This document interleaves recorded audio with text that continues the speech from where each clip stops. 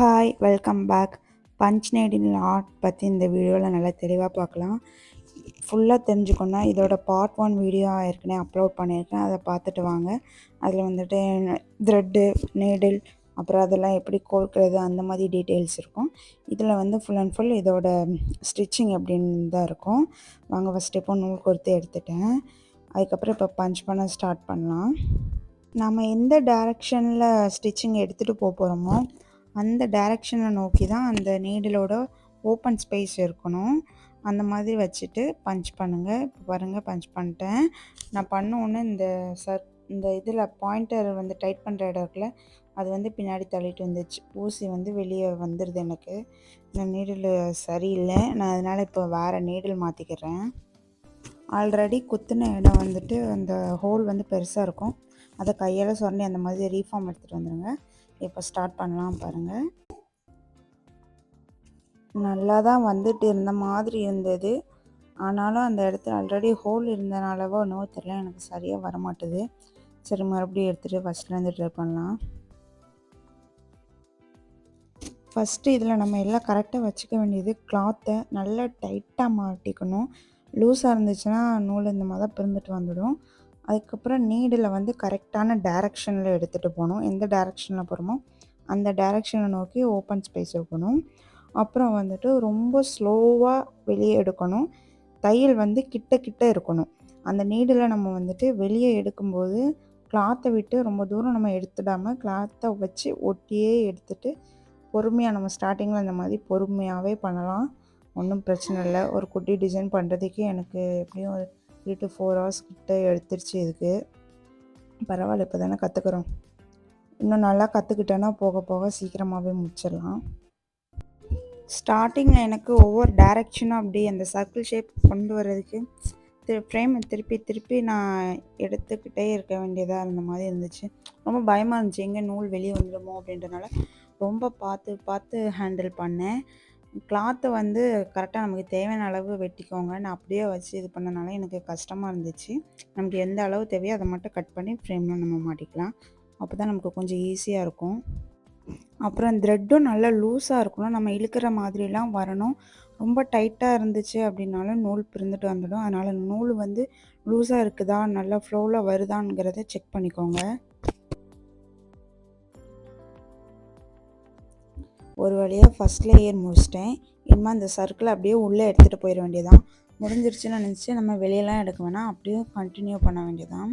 First ஒரு thread நீளமாக இருக்குது பார்த்திங்களா, இதெல்லாம் கட் பண்ணிவிட்டு லாஸ்ட்டில் நம்ம க்ளூ போட்டுடலாம். ஆனால் இப்போ அதை பிடிச்சி இழுத்திங்கன்னா வந்துட்டு நூல் பிரிந்துட்டு வந்துடும். அதனால் அதை கேர்ஃபுல்லாக இது பண்ணுங்கள். டிஸ்டர்பன்ஸ் இருந்துச்சுன்னா அதை குட்டியாக கட் பண்ணி விட்டுக்கலாம். இப்போ அதே மாதிரி நான் ஃபுல்லாக போட்டு முடிக்க போகிறேன்.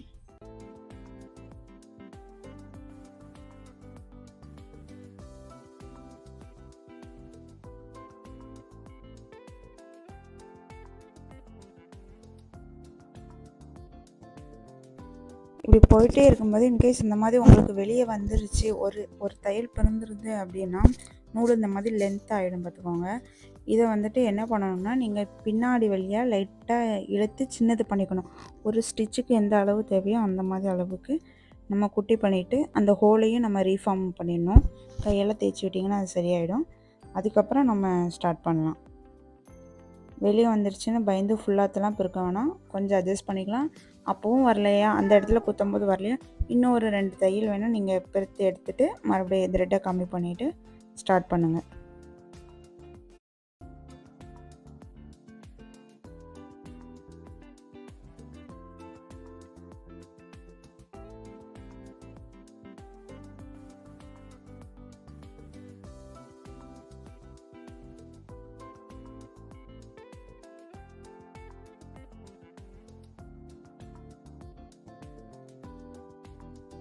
இப்போ சர்க்கிள் கம்ப்ளீட் பண்ணி முடிச்சிட்டேன். பின்னாடி திருப்பி பார்த்தோன்னா அழகாக லூப் ஃபார்ம் ஆகிருக்கும். நான் தைக்கும் போதே லூப் ஃபார்ம் ஆனது வீடியோ எடுக்காமல் விட்டுட்டேன். நெக்ஸ்ட் வீடியோவில் அதெல்லாம் நான் கவர் பண்ணுறேன். பாருங்கள், லூப் இப்படி தான் இருக்கும். நல்லா அழகாக வந்திருக்கு. இதை பார்க்கும்போதே நூலை வந்துட்டு இந்த இடத்துல அந்த நீடலோடு இருக்கிற இதில் வச்சு நம்ம ஒரு கட்டரை வச்சு அப்படியே கட் பண்ணிட வேண்டியதான்.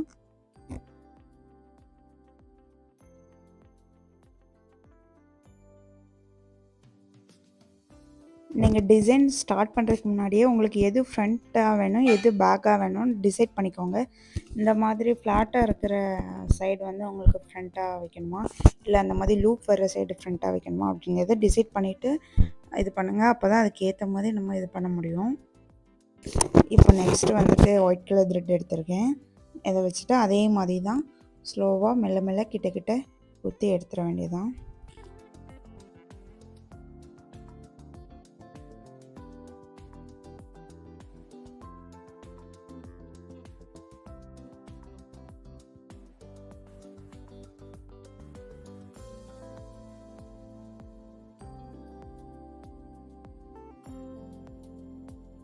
நீங்கள் டைரெக்ஷன் திருப்பும்போது அங்கங்கே ஃப்ரேம்லாம் நகட்டும் போது இந்த நீடில் கிளாத்தில் தான் குத்தி தான் வச்சுட்டு திருப்பணும்.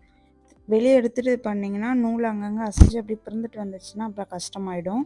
அதனால் பார்த்து என்ன பண்ணணும்னாலும் நீடில் குத்தி வச்சுட்டு முடிச்சுட்டு கொஞ்ச நேரம் கழித்து வந்து கண்டினியூ பண்ணணும்னு நினைக்கிறீங்கனாலும் அதில் அப்படியே குத்தி வச்சுட்டு அப்படியே வச்சுட்டு போங்க. அதுக்கப்புறம் நம்ம வரும்போது பார்த்துக்கலாம். அப்புறம் இப்போ பின்னாடி பாருங்கள் லூப் எவ்வளோ அழகாக ஃபார்ம் ஆகிருக்கு. அங்கங்கே ஒரு சில லூப்பை காணும். அது அந்த இது பிறந்து வந்துடுச்சு. எனக்கு அதை மறுபடியும் அதில் குத்தி எடுக்க முடியல. பரவாயில்ல, நெக்ஸ்ட் டைம் நம்ம ட்ரை பண்ணும்போது இன்னும் நல்லா பர்ஃபெக்டாக எடுத்துகிட்டு வந்துடலாம்.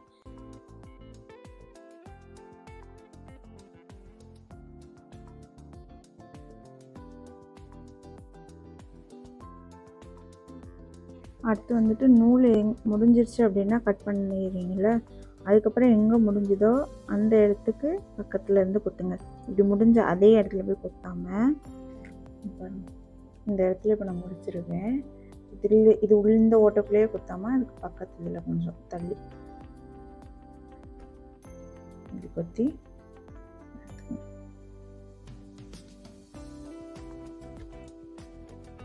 அவ்வளோதான். நம்ம அதே மாதிரியே ஃபுல்லாக அந்த ஃப்ளார் ஃபுல்லாக டிசைன் கம்ப்ளீட் பண்ணிட வேண்டியதான். இன்னொன்று சொல்லிக்கிறேன், இந்த நூலை வந்துட்டு இந்த மாதிரி நிறைய வச்சுட்டு நிறைய அப்படி பண்டில் வச்சுட்டு பண்ணாதீங்க. ஏன்னா சப்போஸ் உங்களுக்கு எங்கேயாவது ஒரு இடத்துல மிஸ்டேக் ஆகி அப்படியே வெளியே வந்துருச்சு, ஏதோ ஒரு தவிர்க்க முடியாத சூழ்நிலை பெருக்க வேண்டி வந்துருச்சுன்னா, இப்போ நீங்கள் கம்மியாக நூல் எடுத்திருந்தீங்க அப்படின்னா, நான் ஃபஸ்ட்டு போட்டு தையல் பாருங்கள், கம்மியான நூல் இதுலேருந்து இவ்வளோத்துக்கு தான் வந்திருக்கும் கம்மியாக எடுத்திருந்தோன்னா. அப்போ நான் பிரித்தேன்னா இவ்வளோ மட்டும் தான் நான் பிரித்தெடுப்பேன். இதே நான் அந்த ஒரு ஃப்ளார் ஃபுல்லாகவே இந்த ஒரே பண்டில் வச்சே நான் வந்து ஃபுல்லாக அப்படியே தைச்சிட்டே வந்துட்டு இருந்தேன். இவ்வளோத்துக்கு வந்துட்டு இப்போ இந்த இடத்துல வந்து இவ்வளோ முடிச்சு நான் இந்த இடத்துல வந்ததுக்கப்புறம் எனக்கு ஏதோ மிஸ்டேக்காக வெளியே வந்துச்சுன்னா நான் இவ்வளோ இடத்தையும் ஃபுல்லாக பிரித்தால் தான் எனக்கு மறுபடியும் நான் போட முடியும். அதனால் கொஞ்சம் கொஞ்சமாக கட் பண்ணி போட்டோம் அப்படின்னா நமக்கு தப்பாகிடுச்சுன்னா பிரித்துட்டு போட வேண்டிய இடம் வந்து கொஞ்சம் கம்மியாக இருக்கும். இப்போ பாருங்கள், நான் ஓரளவு எல்லாம் முடிச்சிட்டேன். இன்னும் கொஞ்சம் தான் எனக்கு கேப் இருக்குது. இதை முடிக்கவே எனக்கு 3 hours ஆயிடுச்சு. ஏன்னா நான் ரொம்ப பொறுமையாக பண்ணேன். இப்போ பின்னாடி எடுத்து பாருங்கள், லூப்பு சூப்பராக வந்திருக்கும். பார்க்கவே அழகாக இருந்துச்சு. இது நம்ம தான் பண்ணோமான்னு எனக்கே ஆச்சரியமாக இருந்துச்சு. ஆனால் அந்த முடிகிற ஸ்டேஜ் கிட்ட வந்ததுக்கப்புறம் எனக்கு ரொம்ப நூல் வெளியே வர்ற மாதிரி எனக்கு ஃபீல் ஆச்சு. அதனால் நான் கொஞ்சம் நூலை வந்து முடிஞ்ச அளவு எனக்கு பின்னாடி பிடிக்க முடிஞ்ச அளவு நான் பிடிச்சிட்டு பண்ணேன். எந்த இடத்துல பெருந்து வருதோ அந்த இடத்துல மட்டும் நான் அந்த மாதிரி பண்ணேன். அது போக போக என்ன பண்ணணுங்கிறத போக போக கற்றுப்பேன்னு நினைக்கிறேன். வந்துடும். ஓகே, இது ஃபுல்லாக இப்போ கம்ப்ளீட் பண்ணிவிட்டு பார்க்கலாம் எப்படி வந்திருக்கு நோட் போட்டு.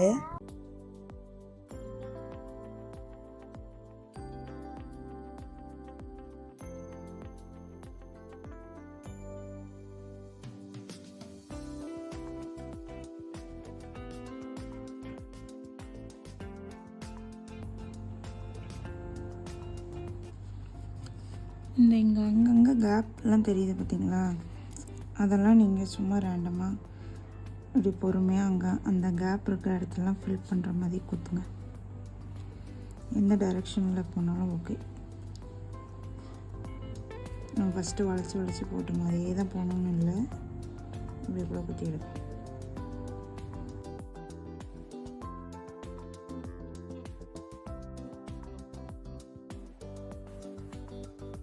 இது வந்து நீங்கள் ஃப்ரண்ட் சைடாக வச்சுருந்தீங்க அப்படின்னா இந்த இடத்த நீட்டாக வர்ற மாதிரி போடும்போதே நீட்டாக போடுங்க. இப்போ நான் இது வந்து பேக் சைடுங்கிறனால இங்கே சும்மா அப்படி கொச்சன்னு எங்கேனாலும் போனாலும் பரவாயில்லன்னு ரேண்டமாக குத்தி எடுக்கிறேன்.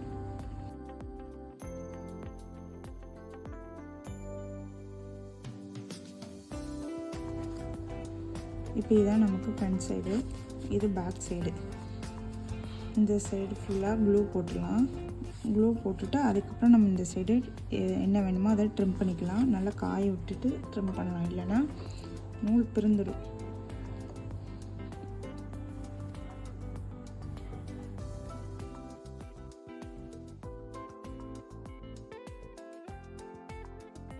இப்போ பார்த்தீங்கன்னா எல்லாம் முடிஞ்சிருச்சு. இந்த ஷேப்பில் நம்ம கட் பண்ணி எடுத்துடலாம். கொஞ்சமாக கிளாத் வச்சுட்டு. இதில் ஒன்று நான் சொல்ல மறந்துட்டேன்.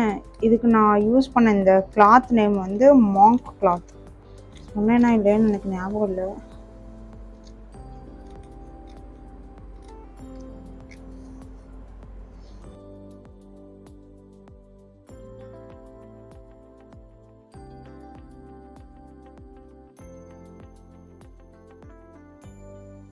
பாருங்கள், இந்த மாதிரி கொஞ்சமாக நம்ம கிளாத் வச்சுட்டு தான் வெட்டணும்.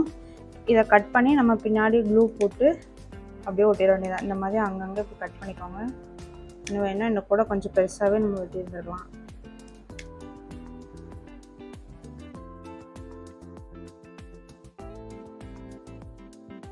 நான் ஆல்ரெடி பேக் சைடு க்ளூ போட்டு ஓவர் நைட் காய வச்சுட்டேன். இப்போ இதை கட் பண்ணிடலாம். இதை எப்படியே ஒட்டி விட்டுடலாம். அச்சோ, ரொம்ப குட்டியாக கட் பண்ணிட்டேன்னு நினைக்கிறேன்.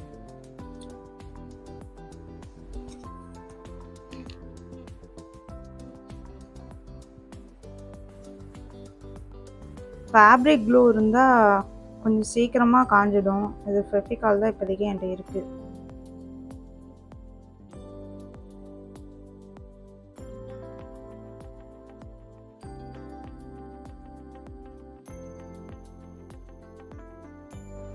இப்போ பாருங்கள், எல்லாம் நீட்டாக ஒட்டிட்டேன். பார்க்குறதுக்கு எப்படி இருக்குது? பர்ஃபெக்டாக இருக்கா? கொஞ்சம் அங்கங்கே கார்னர் தெரியுது. It's okay, next time correct பண்ணிக்கலாம். இப்போ இதை பின்னாடி ஒரு கிளாத் ஒட்டணும். இது இன்னும் சரியாக காயலை. நான் அதுக்குள்ளே ஒட்டிடுறேன், ஏன்னா இது வெளியே தள்ளிட்டு வருது. அதே ஃபேப்ரிக்கில் என்கிட்ட ஒரு கீச்செயின் உள்ளது அத்தை போய் இருந்தது. அதையும் வச்சு இதை ஒரு கீச்செயின் மாதிரி மாற்றிடலாம். இது பேர் ஆக்சுவலாக இப்படி ஒட்டி இப்படி செய்கிறது பேர் வந்துட்டு போஸ்டர் அப்படின்றாங்க. நம்ம வந்துட்டு இதை கீச்செயினுக்கு யூஸ் பண்ணிக்கலாம்.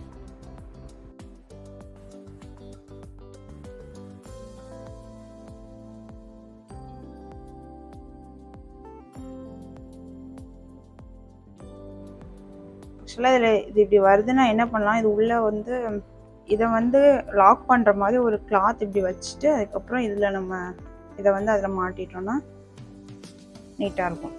இப்போ இது வராமல் இருந்துச்சுன்னா அப்படியே வச்சுதான், வந்துருச்சுன்னா எடுத்துட வேண்டியதான். இது நல்லா காஞ்சதுக்கப்புறமா இந்த எக்ஸ்ட்ரா இருக்கிற கிளாத்துக்கெலாம் ஒரு கட்டரை வச்சு கட் பண்ணி எடுத்துருங்க. கட்டரை வச்சு நம்ம கட் பண்ணும்போது பர்ஃபெக்டாக அந்த எட்ஜெலாம் நம்ம கட் பண்ணலாம்.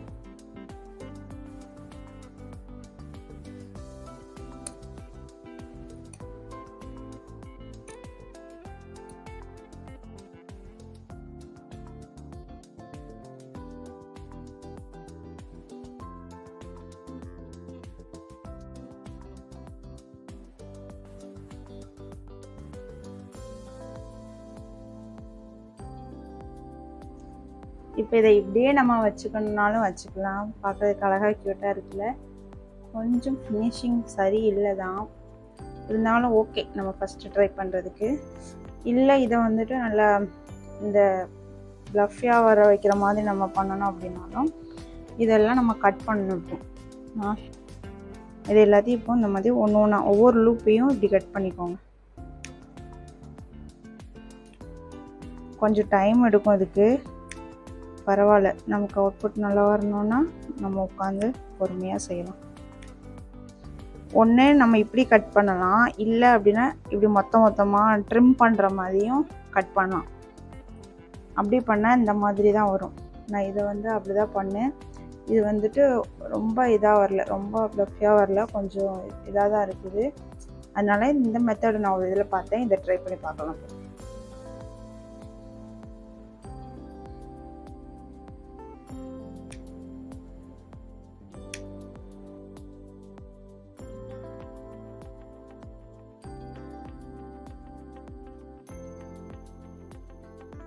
நேரம் உட்காந்து வெட்டி பார்த்தேன், எனக்கு பொறுமை இல்லை, கையெல்லாம் ரொம்ப வலிக்குது. அதனால் நான் இப்படி மொத்தமாக ட்ரிம் பண்ண போகிறேன்.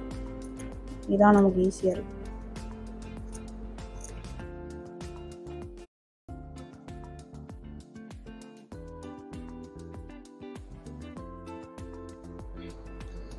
டஸ்ட்லாம் இந்த மாதிரி எதனா ஒரு ப்ரஷ் வச்சு எடுத்து விட்ருங்க. அவ்வளோதாங்க, எல்லாம் கட் பண்ணி முடிச்சாச்சு. பார்க்கறதுக்கு அழகாக க்யூட்டாக இருக்குல்ல. இன்னும் கொஞ்சம் ப்ளஃபியாக வந்திருந்தால் நல்லா இருந்திருக்கும். ஓகே, இது எப்படி இருக்குன்னு பார்த்துட்டு கமெண்ட்டில் சொல்லுங்கள். இந்த வீடியோ பிடிச்சிருந்துச்சுன்னா லைக் பண்ணிட்டு நம்ம சேனலை சப்ஸ்கிரைப் பண்ணிக்கோங்க. இது மாதிரி இன்னும் யூஸ்ஃபுல்லான வீடியோஸ் நிறையா போஸ்ட் பண்ணுறேன்.